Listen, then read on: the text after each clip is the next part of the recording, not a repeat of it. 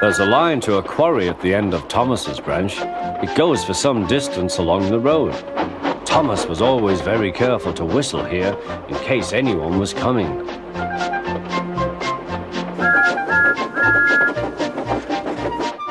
Early one morning, a large policeman was sitting close to the line.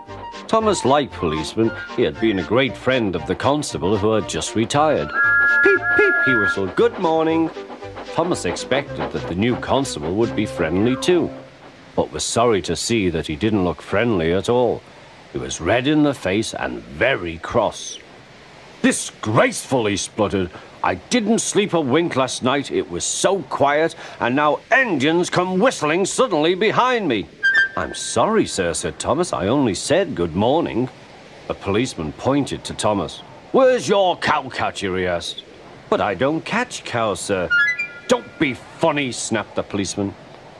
He looked at Thomas's wheels. No side plates either, and he wrote in his notebook, "Engines going on public roads must have their wheels covered and a cowcatcher in front to protect people and animals from being dragged under the wheels if they stray onto the line.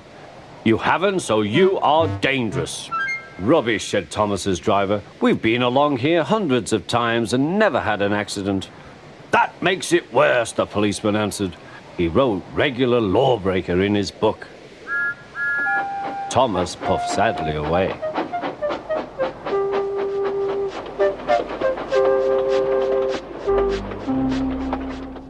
The fat controller was having breakfast. He was eating toast and marmalade. The butler came in. "Excuse me, sir, you are wanted on the telephone." "Bother that telephone," said the fat controller. "I'm sorry, my dear," he said to his wife. "Thomas is in trouble with the police, and I must go at once." At the station, Thomas's driver told the fat controller what had happened. Dangerous to the public, indeed. We'll see about that. The fat controller spoke to the policeman. But however much he argued with him, it was no good. "The law is the law," he said, "and we can't change it." The fat controller felt exhausted. "I'm sorry, driver," he said. "It's no use arguing with policemen. We will have to make those cowcatcher things for Thomas, I suppose." "Everyone will laugh, sir," said Thomas. "They'll say I look like a tram." The fat controller stirred. Then he laughed. "Well done, Thomas. Why didn't I think of it before? We want a tram engine. When I was on my holiday, I met a nice little engine called Toby. He takes trucks from the farms, but the lorries are taking over most of his work and he needs a change. He has cowcatchers and side plates. I'll write to his controller at once."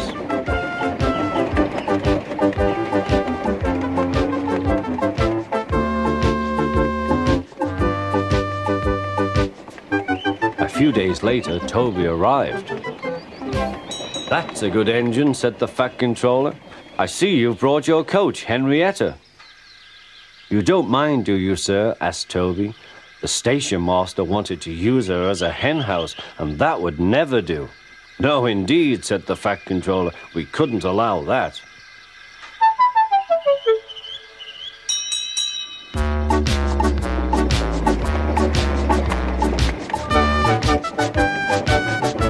Toby made the silly trucks behave even better than Thomas did.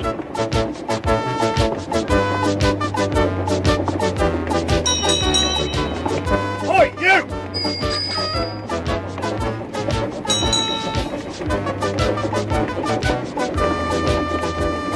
At first, Thomas was jealous, but he was so pleased when Toby rang his bell and frightened the policeman, they've been firm friends ever since.